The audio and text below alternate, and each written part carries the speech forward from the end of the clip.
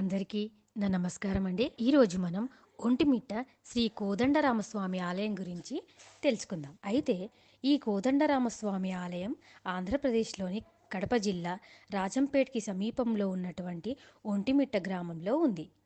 ఇక్కడ ప్రధాన ఆలయంలో శ్రీరాముడు తన ధర్మపత్ని అయినటువంటి సీతాదేవి, తన సోదరుడు అయినటువంటి లక్ష్మణుడితో మనకు దర్శనమిస్తాడు.